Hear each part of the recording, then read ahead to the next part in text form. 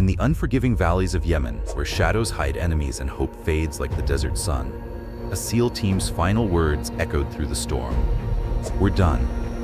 But one grounded pilot, facing her own battles against prejudice and doubt, heard their cry. And what she did next would defy not just the enemy, but the system that tried to silence her. As the winds of war howl across distant lands, let's step back to a moment 3 weeks earlier, when one woman's defiance began to grow against the whispers of discrimination. 3 weeks ago, Captain Aisha Hawk Jackson sat in a stark office at Al-Mukalla Air Base, Yemen. Her flight suit clung to her skin, damp with sweat from a mission that saved a convoy but cost her dearly. Across the desk, Colonel Marcus Iron Reed, a man whose stern face bore the weight of decades in command, flipped through her file with a scowl. "Captain Jackson," he said, his voice sharp as a blade, "your stunt in Operation Dustfile cost us $3 million in ordnance and nearly sparked a diplomatic crisis. You disobeyed a direct order. Too reckless. Too unfit for this squadron." The unspoken word hung heavy. Too black. Aisha's jaw tightened, her dark eyes fixed on a crack in the wall. She'd heard it before. Whispers in the mess hall, snide remarks in the hangar, "She doesn't belong here." The memory of that mission burned vivid. A burning truck, a soldier's screams, blood pooling in the sand. Command had called it acceptable losses. Aisha hadn't. She'd flown her A-10 Thunderbolt low, cannons blazing, saving 8 lives. But the price was steep, disciplinary action, her wings clipped. "Sir," she said, her voice steady as steel, "I'd do it again to save those men." Reed's eyes narrowed. He expected remorse, not defiance from a black female pilot who'd earned her call sign Hawk for precision under fire. "You're grounded," he snapped. "Access revoked. Report to admin for reassignment. Dismissed." Aisha stood, saluting sharply, her boots echoing on the concrete floor. As she left, Reed's aide muttered, "She's trouble. Always has been." The words stung, echoing years of prejudice. Being passed over for promotions, sidelined in squadrons, told she was too aggressive or not a team player because of her skin. Yet beneath her sleeve, a faint tattoo of a hawk clutching a lightning bolt gleamed, a mark from her first squadron, a symbol of resilience forged in betrayal. Hangar Bravo buzzed with the chaos of maintenance, the air thick with jet fuel and metal polish. Aisha pushed through, her presence drawing glances, some curious, some hostile. Her A-10, tail number 89210, sat like a wounded beast, its hull scarred from countless missions. Bullet holes patched with aluminum, scorch marks from near misses, and stress fractures told tales of battles survived. Technical Sergeant Malik Wrench Carter, a black mechanic with a quick grin, looked up from an engine diagnostic. "Heard the brass clipped your wings, Hawk," he said, wiping grease from his hands. "They don't get it, do they? Called me unqualified too, back in my early days. Said I didn't look the part." Aisha's fingers traced the A-10's fuselage, her touch reverent. "They think I'm done, Malik. But this bird's got fight left." Malik nodded, his eyes catching her hawk tattoo. "She's ready when you are." Engines purring, cannons loaded. Chief Warrant Officer Lena, Sparks Nguyen, emerged from under the wing, her petite frame dwarfed by the aircraft. "This Warthog's taken more hits than a prizefighter, but she's solid. Planning something crazy, Aisha?" Aisha smirked. "Not crazy. Necessary." The trio shared a quiet bond, outsiders in a system that often questioned their worth, bound by a shared resolve to prove it wrong. But what secret does the hawk tattoo on Aisha's wrist hide? A mark from a past betrayal that could change everything. If you've ever felt the sting of prejudice, share your story in the comments below. Your voice matters in building a more equal world. The hangar's intercom crackled, shattering the moment. "Captain Jackson, report to comms immediately." Aisha exchanged glances with Malik and Lena, their faces tense. Emergency calls meant trouble, and in Yemen, trouble was never small. She sprinted to the communications bunker, a concrete fortress lined with radio equipment and flickering screens. Lieutenant Zara Echo Khan, a sharp-eyed intelligence officer, monitored incoming signals, her face pale. "We've got a SEAL team pinned in Al-Hawf Valley," Zara said, her voice tight. "Sector 9 Delta. 6 men taking heavy fire from Houthi drones and ground forces. They're requesting air support, but a storm's rolling in." Aisha's pulse quickened. Al-Hawf was a death trap, jagged cliffs, narrow passes, and swarms of drones that had downed even Reaper UAVs. She'd read the reports. Houthi forces used Iranian-supplied drones to outmaneuver coalition pilots, a fact that haunted her from a mission years ago where she'd lost a squad to similar tech. Available aircraft? Aisha asked, her voice steady despite the memory. Zara shook her head. Apaches are grounded at Sada. F-16s are on convoy duty in Aden. Closest support is 90 minutes out. Sergeant Nia Whisper Brooks, the radio operator, pressed her headset tighter, her hands trembling.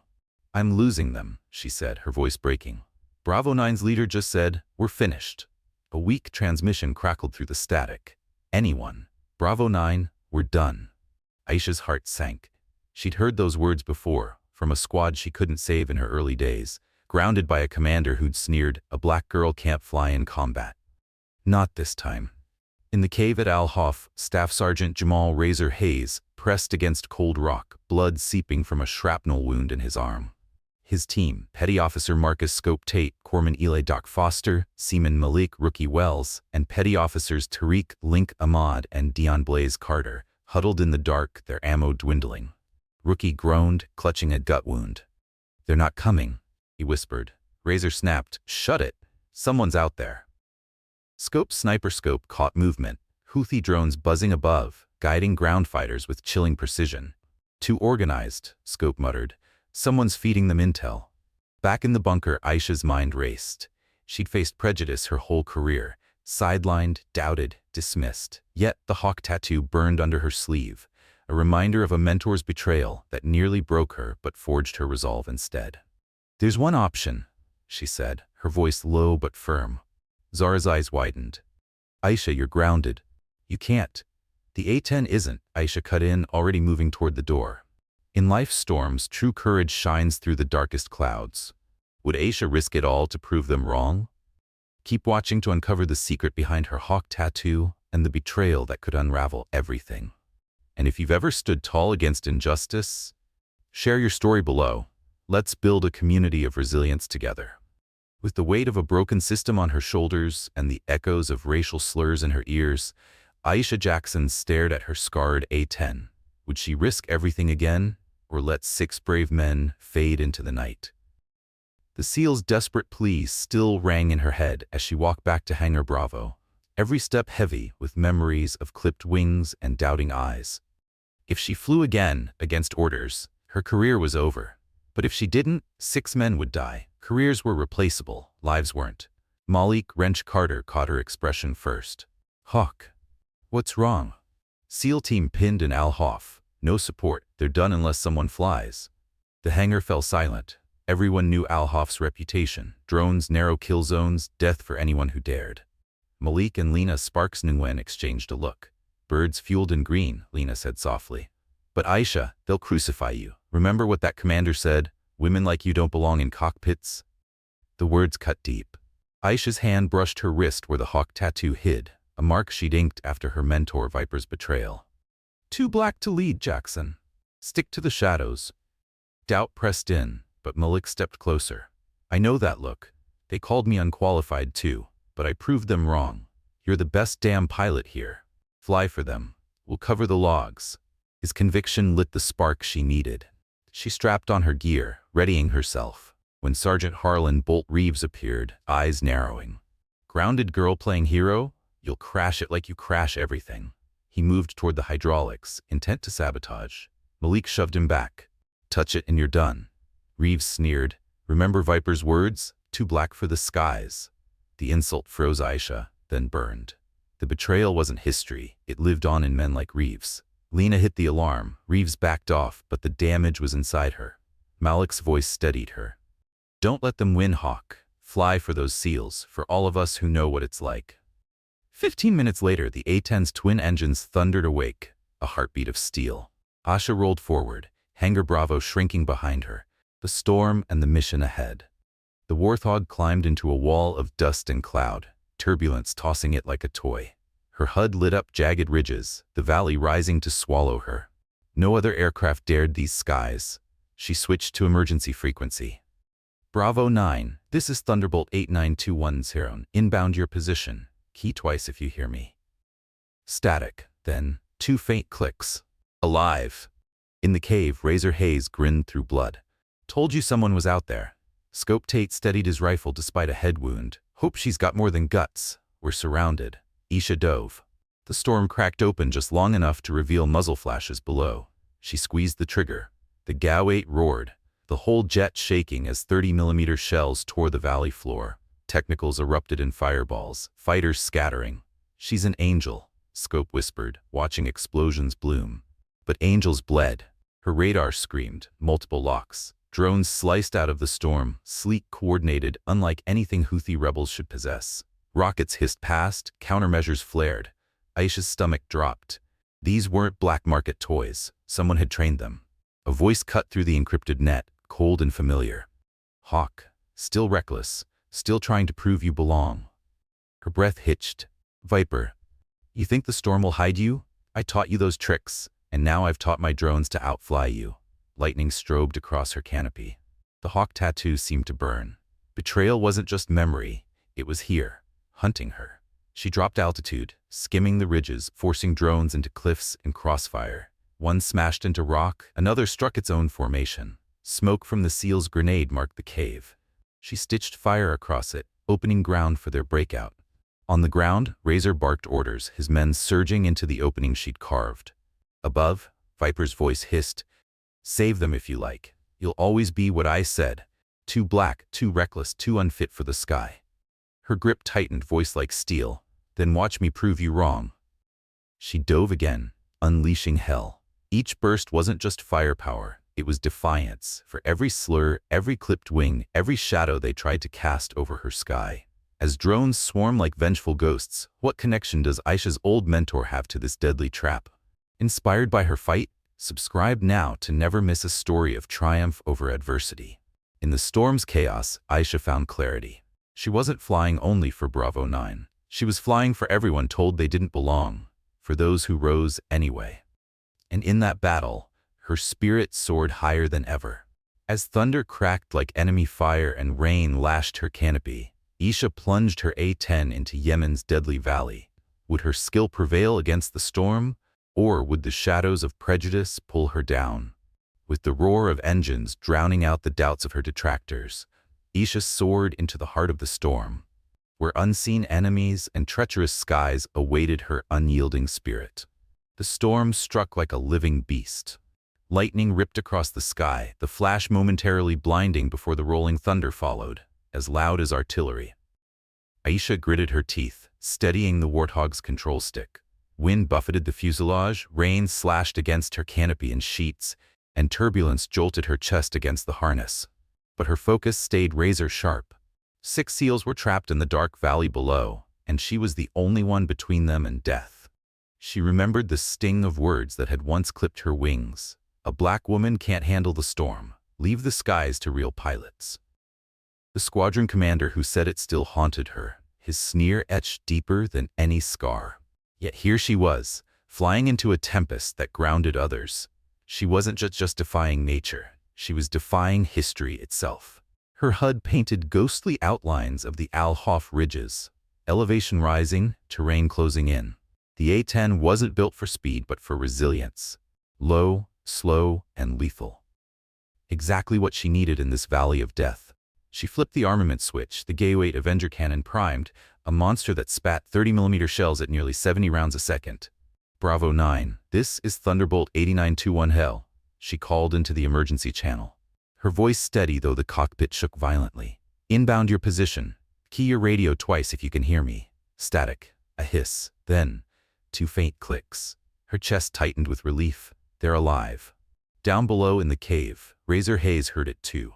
His bloodied arm throbbed, but hope surged through his voice. That's close air support. Told you someone was out there. Scope Tate, half his face crusted with dried blood, allowed himself a grim smile. Hope she's got more than guts. We're surrounded. Back in the sky, Aisha dove low. The storm clouds cracked apart for a brief window, revealing muzzle flashes on the valley floor. She squeezed the trigger. The GAU-8 thundered, the whole aircraft shuddering as the cannon spat fire. The sound was a chainsaw ripping the heavens, shells tearing trenches through rock and sand, enemy fighters scattered, 2 technicals exploding in orange blossoms. Direct hits, Scope murmured, watching fireballs bloom from his scope. She's a damn angel. But angels bled, and this storm had teeth. As Aisha pulled up, her radar warning receiver screamed, multiple locks, too many, too fast. She banked hard, flares streaking from her wings. Out of the clouds, drones appeared, sleek, predatory, moving with uncanny coordination. Not the clumsy Iranian-supplied craft she expected, but advanced, military-grade UAVs. Her stomach dropped. These aren't Houthi toys. Who the hell? Then a memory stabbed her. Viper's cold voice during her evaluation years ago. Storms aren't for you, Jackson. Know your place. She thought it was prejudice. Now she wondered, had it also been warning? Did Viper know storms were being weaponized? The drones swooped, firing rockets. Aisha yanked the stick, countermeasures hissing. Explosions rocked behind her, buffeting the tail. Sweat trickled into her eyes. On the ground, Razor swore. They're not just fighting us. They're gunning for her. Blaze Carter slammed a fresh mag into his rifle. Means she's pissing someone off. Good. Let's keep her alive long enough to finish the job. Up in the storm, the dogfight became personal. The drones didn't just attack, they hunted. Every maneuver Aisha made, they anticipated, as though the pilot behind them knew her moves before she did. And then she realized, maybe he did. Her comms crackled, not with Bravo 9, not with base command, but with a voice that froze her blood. Hawk, still reckless, still trying to prove you belong. Her breath caught. That voice, rough, mocking, dripping with contempt. Viper. Did you think the storm would hide you? He sneered, his voice echoing over an encrypted channel she hadn't touched in years. I taught you those tricks, Jackson, and now I've taught my drones to outfly you. Aisha's grip tightened. Lightning lit the valley in strobe flashes, illuminating her scarred canopy. The hawk tattoo on her wrist seemed to burn. Betrayal complete. Her old mentor wasn't just a ghost of prejudice, he was orchestrating her death. But she wasn't broken. She dropped altitude, skimming so low her wingtips nearly kissed the ridges. The drones followed, but now the terrain was her ally. She weaved through rock spires, tricking one UAV into slamming into a cliff. Another overshot, its rocket slamming into its own formation. Bravo 9, this is Hawk, she shouted again. Mark your position with smoke if you can. I'm cutting you a path. In the cave, Link Ahmad ripped the pin on a smoke grenade. Purple haze drifted into the storm, barely visible through rain. But it was enough. Aisha lined up, Gate 8 roaring once more, tearing gaps through enemy fighters closing on the cave. The SEALs seized the opening, firing from the cave mouth, reclaiming inches of ground. The radio crackled again, Viper's voice thick with disdain. You think saving 6 men will erase who you are? You'll always be what I said. Too black, too reckless, too unfit for the sky. Her heart pounded, but her voice was steady steel. Then watch me prove you wrong. She dove once more, unleashing hell on the valley floor. The drones shrieked overhead, but now she had purpose beyond survival. She wasn't just fighting for Bravo 9. She was fighting for every dismissal, every slur, every time they tried to clip her wings. And in the heart of the storm, her spirit soared higher than ever. As drones swarm like vengeful ghosts, what connection does Aisha's old mentor have to this deadly trap? Inspired by Aisha's bravery against all odds, subscribe now to never miss a tale of triumph over adversity. In the face of tempests, both natural and man-made, a true warrior's heart beats strongest. Aisha's fight was no longer just against drones or storm.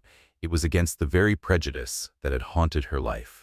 And in that battle, courage itself became her weapon. Flames licking her wings and enemies closing in, Aisha faced her darkest hour. Could one woman's defiance turn the tide, or would the storm of betrayal swallow her whole? As the valley erupted in chaos and Aisha's A-10 screamed its defiance, the true storm of loyalty, betrayal, and unbreakable will was about to unleash its fury. The warning tones stacked like knives. Hide press low, fuel imbal, fire port. Rain hammered the canopy so hard it sounded like rifle fire, and the warthog shuddered under the weight of the wind. Below, Al-Hawf's stone ribs glowed with sporadic muzzle flashes. Above, thunder rolled and drones ghosted in and out of cloud like patient predators. Bravo 9 Hawk, Aisha forced calm into her voice. Danger close, heads down. She rolled the A-10 onto its back and pulled through the dive, riding a black waterfall of air toward the valley floor. The GAU-8 wound up with that demon thrum she knew in her bones. When she pressed the trigger, the whole aircraft became a weapon. 30mm tiers stitched a path across a rock shelf where fighters were massing, technicals popping like overripe fruit, men scattering for hollows that didn't exist. A slit of purple smoke, Linkamod's smoke, flickered in the storm and gave her the line she needed. She walked the fire across it and felt the valley flinch. Open. Move. Razor Hayes' voice cut through the static. Scope left. Blaze, cover Doc and Rookie. Aisha yanked for sky. Too late. A hard tone drowned the cockpit and the world flashed white as a missile burst just aft of the starboard engine. The Warthog lurched. Instruments stuttered. The stick went heavy dead in her right hand. Mayday, Mayday, Thunderbolt 89210, hydraulics failing, flight control degraded, she said, already flying by muscle memory and stubbornness. The storm slammed her sideways, and for a heartbeat she saw herself where they said she belonged, grounded, silent, obedient, invisible. Not today. She shoved the nose toward a scabbed flat of ground, a dried quarry gouged into the wadi wall, clicked down the gear, then swore as it refused to lock. Belly it is. The ridge rushed at her. She flared into nothing, felt metal scream as the A-10 hit, skipped, sheared. Sparks smeared across rain, panels tore, and engine coughed itself to death. The hog slewed and slammed to a stop against a rusted conveyor skeleton. Silence was a single breath long. Then the valley erupted again. She was moving before the pain announced itself. Canopy lever. Kick. Cold rain punched her face as she hauled free, boots sliding on shredded aluminum. Smoke stung her lungs. Her left shoulder roared with the memory of harness straps and a very sudden stop. She rolled behind the armored spine of the cockpit, drew her M9, and tasted jet fuel and blood. Bravo 9, Hawks on the ground, she rasped. Approximately 200 meters south of your cave. Hostiles closing. Copy, Razor said, voice already thinner than it had been an hour ago. We're coming.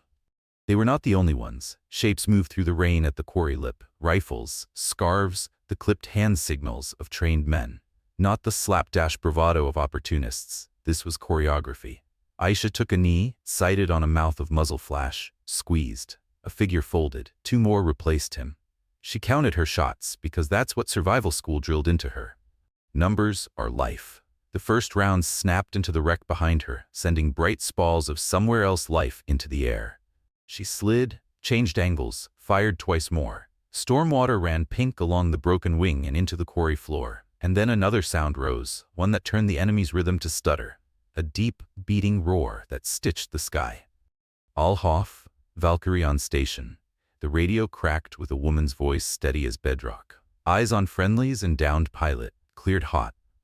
The Apache punched through the rain from the east, low and hard, a black blade among the clouds. Hydra rockets slashed into the quarry rim. The 20mm chattered with a savage patience that only comes from long practice. Fighters who'd been so sure a moment ago dove for cracks that no longer mattered. Valkyrie? Aisha breathed. Tasha Morgan, the voice said, a quick laugh under the grit. They told me to hold for weather. I told them weather holds for us. Aisha almost smiled. It never did. Not for people like us, Tasha replied, and all at once that laugh was gone, and what replaced it was something Aisha knew. The weight of years. They called me a token first tour. Said the bird was too much for me. Funny. I've been carrying them ever since. Aisha felt something hot break loose in her chest that had nothing to do with the crash. Copy that. The Apache knifed along the ridge again, shredding a machine gun nest that had been walking rounds toward the ruined cockpit. Move now, Tasha snapped. I'll keep their heads down. Razor's team appeared out of the storm like ghosts willed solid. Scope Tate's face was striped with mud and dried blood. Blaze Carter dragged Rookie Wells with Doc Foster welded to his side. Link Ahmad carried a radio that looked more holes than radio. They flowed into the wreckage like the wreck had been built to shelter them. Razor's eyes cut to Aisha's shoulder, her stance, the way she held the pistol. You good? She lied because they all did. Good enough. They needed a way out and no time to find it. The storm threw a curtain across the quarry mouth and a squad of fighters used it, pushing down in a tight wedge. Aisha slid flat, sighted low, and took the point man at the knee. Scope finished him with the clinical mercy of a man doing arithmetic. The wedge faltered. Hydra streaks drew a line behind them that said, "Not today." Between the bursts, Aisha heard a pinging hiss and turned toward Link. He dug the guts of a captured handset out of a dead man's pack and was coaxing it to live under his rain jacket. Picking up a net, he said, surprised. Encrypted. No, wait, there's an overlay. The overlay spoke with a voice Aisha would have known anywhere, in any storm. Hawk, it purred, thick with the old contempt that had taught itself to sound like counsel. Still trying to prove the sky belongs to you, Viper? The quarry tilted. The storm, the fire, the pain, the shooting, all of it slid behind that voice the way a bad dream slides behind a slammed door. In its place came the briefing room years ago, the clean smell of coffee and printed paper, the soft click as he'd closed her file and her future at once. Storms aren't for you, Jackson, he had said. Know your place. Her hand went white on the pistol. Package nearly secured, Viper's voice said now, businesslike over the net Link had cracked. Initiate phase 3 at my mark. Downed pilot will be recovered. Tasha's voice cut in sharp as rotor wash. Recovered by who? Aisha breathed once, twice, found the shape of her anger, and poured it into steel. By a past that needs to stay buried. Say again? Razor asked. Viper, she said. My old CO, he's running this. He knew I'd come. He built it for me. The radio hissed, then Viper again, softer, intimate. Do you hear me now, Hawk? How it feels when the sky tells you no. She clicked her transmit and let her voice go flat. I hear a man whose time is up. Tasha's laugh was back, feral and bright. Copy that. Let's rip the mask. They needed proof. Proof meant a mouth that would talk and a device that would sing. The quarry's eastern lip hit a dugout and the men using it like a fist. That's where the orders were coming from. Tasha knifed the Apache across it once, raking the parapet, then held. Go. Razor didn't hesitate. He and Blaze slid from cover, darting between broken girders, while Scope and Aisha laid a crossing pattern that stitched the air with consequences. Doc pressed himself over Rookie and whispered promises the storm couldn't hear. Link hugged the handset like a life raft and prayed it would keep telling the truth. The dugout coughed 2 men, then a third, their officer, eyes too calm for the mess his world had become. He reached for his rifle and found Aisha's muzzle instead. She saw in his face the calculations of a man who had been told he'd be protected. Don't, she said, and there was no room in the word for anything but surrender. He froze. Razor slammed him down, and Tasha's guns voiced a reminder that the sky was still watching. The officer's radio skittered across stones to Aisha's boot. She crouched, shoulder screaming, and picked it up. The handset buzzed with Viper's breath. Report. Aisha keyed transmit. Here's your report, she said. Rain drummed the casing. Her hawk tattoo burned under soaked Nomex. Your trap failed. Your men broke, and the storm belongs to me. Silence. For a heartbeat she felt his surprise through 1,000 miles of wire. Then the contempt tried to find its footing. You still don't understand. Even now you're a symbol more than a pilot. Reckless, emotional, useful to other people's narratives. Tasha's voice slid into the net like a blade. Funny thing about narratives, Viper, they change when you're not the author. Her Apache flared, guns spitting punctuation into the ridge. Women like us write our own.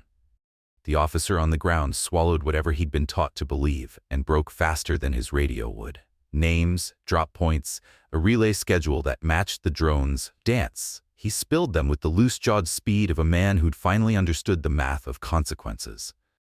Link recorded everything, eyes wide, lips moving through the litany of a signalman who'd finally caught the ghost he'd been chasing the whole war. The gunfire petered, then stuttered, then stopped. The storm lightened by a single shade, then another. Tasha circled once, low enough that Aisha could see her face in the plexi, a grin and a question and a kinship that needed no words. Aisha felt the weight of the last hour settle into her bones. The wreck hissed itself to sleep behind her.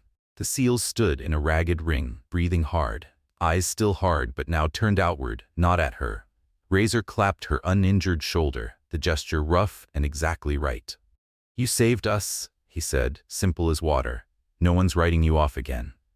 Rain softened to a stubborn mist. Somewhere far away a mule brayed, and the absurdity of it tugged a laugh out of Blaze, which pulled one from Doc, which bled the last of the poison out of the air. Aisha slid down the ruined fuselage and let herself sit. The ache was everywhere. So was the clarity. Even in the depths of despair, when steel is twisted and sky is fire, the human spirit rises like a phoenix from the ashes. She had flown through a storm made of water and prejudice and old voices that wanted her small, and she had not only survived, she had led. The captured officer stared at her with something like awe, like fear, like the first flakes of understanding.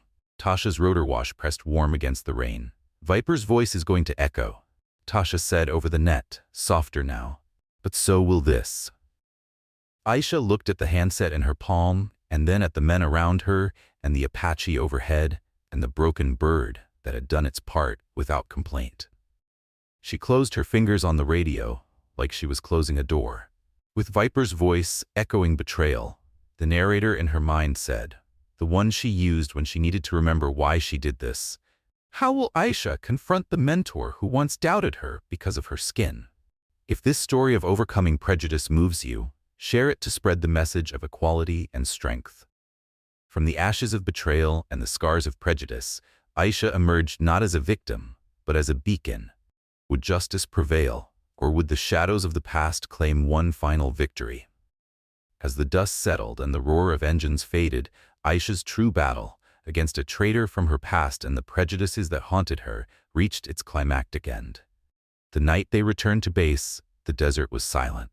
The storm had passed, leaving only a damp wind that smelled of smoke and jet fuel. The SEALs were battered, Rookie half-conscious on a stretcher, but they were alive. Alive because a grounded pilot had defied orders, flown into hell, and refused to let their final words be the end. The Apache settled last on the pad, Tasha's rotors sighing to a stop. Floodlights threw long shadows across Al-Mukalla Air Base as medics rushed in, hauling the wounded away. Aisha climbed down from the transport bird that had ferried her and the captured officer back. Her flight suit was torn, one sleeve blood-soaked, the hawk tattoo visible in the harsh white light. She didn't hide it, not anymore. Around them, crews and soldiers paused to watch. Whispers moved like wind over dry grass. "She's back. She survived the crash. She saved them." For once, the eyes that had always held suspicion now carried something else, respect. The officer they dragged from the valley, a pale, trembling figure who had promised information, was shoved into interrogation. Aisha followed, the SEALs flanking her. On the table lay the recovered radio, still caked in quarry dust. Link hooked it to base equipment, replaying the transmission. Viper's voice filled the room, cold, familiar, betraying. "Storms aren't for you, Jackson. Know your place." The words froze the air. Malik and Lena, who had stood by her in the hangar, exchanged looks that burned. Colonel Marcus Reed, the same commander who had grounded her weeks before, shifted uncomfortably, his jaw clenching. Even he could not pretend those words meant anything but prejudice. The officer spilled details faster than they could write them. Drone routes, coded signals, supply lines, all tying back to one name, Viper. Her old mentor, her executioner in uniform, the man who once told her she'd never belong in the skies. And so, with dawn bleeding into the horizon, Aisha walked into Hangar Bravo once more. The place smelled of oil and steel, the same air she'd breathed when they told her she wasn't fit to fly. Now it was different. Now it was the ground for her resurrection. At the far end, Viper waited.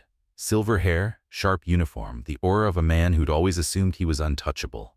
MPs flanked him, but he stood like he still commanded the sky. Their eyes met, years collapsing into one moment. "You," she said, voice low but steady. He smiled thinly. "Jackson, still reckless, still desperate to prove yourself." "You betrayed them," she said. "The SEALs. This entire base. You fed the enemy our movements. You sent drones after me because you knew I wouldn't quit." Viper's gaze hardened. "I did what was necessary. Do you think they ever truly saw you as a pilot? As one of us? No, you were a symbol they paraded, nothing more. A black woman in the cockpit. It was politics, not merit. I told you once, storms aren't for you. You should have listened." The hangar went silent.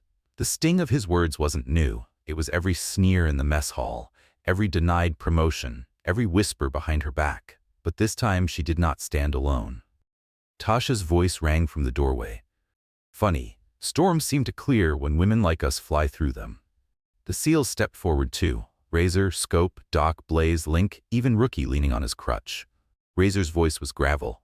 "Without her, we'd be body bags in Al-Hawf. She's more of a soldier than you'll ever be." The MPs shackled Viper then. He didn't fight. He didn't need to. His words were his confession. As they dragged him past, he whispered again, not to her but at her, "You'll never change this system." But Aisha didn't flinch.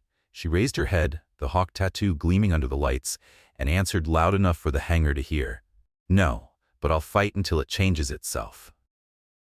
That evening, Base Command held a review. Colonel Reed, stiff in his chair, read the findings with a voice that cracked. Captain Aisha Jackson, charges dropped, commendation recommended, effective immediately, reinstated to active flight status. The room erupted in applause. Malik's grin split wide. Lena wiped at her eyes, muttering something about dust. Tasha clapped Aisha's shoulder, whispering, "Welcome back, Hawk." For once, the name wasn't mockery. It was a banner. Weeks later, as the desert sun sank, Aisha stood alone on the runway, staring at the rebuilt Warthog. Fresh paint masked the scars, but she knew where every bullet had hit, every panel had burned. She touched the metal like an old friend and felt the weight of everything she'd carried. Not just as a pilot, but as a woman of color who'd been told her entire life that skies were not hers. She remembered Viper's words. She remembered Tasha's defiance. She remembered the SEAL's trust, bought in blood and fire. And she understood. Her fight was bigger than any single mission. She had become a symbol not just of survival, but of what resilience could mean. A reminder that courage is not the absence of fear, but the decision to rise when the world says you cannot. In the final showdown, what painful truth from Aisha's past will Viper reveal? He revealed the truth that prejudice left unchecked breeds betrayal. And Aisha revealed the greater truth, that integrity, resilience, and equality can burn brighter than any storm. She stood there, wind tugging at her hair, the horizon endless, and her voice, calm, steady, carried words for anyone who had ever been told they weren't enough. In life's storms, true courage isn't improving others wrong. It's improving to yourself that nothing, not hate, not prejudice, not betrayal, can keep you from rising. The camera would linger on the tattoo, the hawk clutching the lightning bolt, as if it had always been waiting for this moment, to become not just a mark of survival, but a beacon of legacy. Empowered by Aisha's journey? Hit that bell icon and join us in celebrating stories of equality and resilience. And as her story closes, the message remains. In a world striving for justice, one act of courage can illuminate the path to equality for all. True strength lies not in conforming to others' expectations, but in rising above prejudice and adversity. Aisha's journey teaches us the profound value of resilience, the power of empathy in fostering a fairer society, and the enduring spirit that binds us in pursuit of justice. In facing discrimination, she not only saved lives, but ignited hope for a more equitable world, one where every individual, regardless of color or background, can soar. If this tale has stirred your soul and reminded you of life's unyielding lessons in courage and equality, share it gently with a friend who might need its light. And subscribe to our community, where stories like these continue to inspire and connect us all.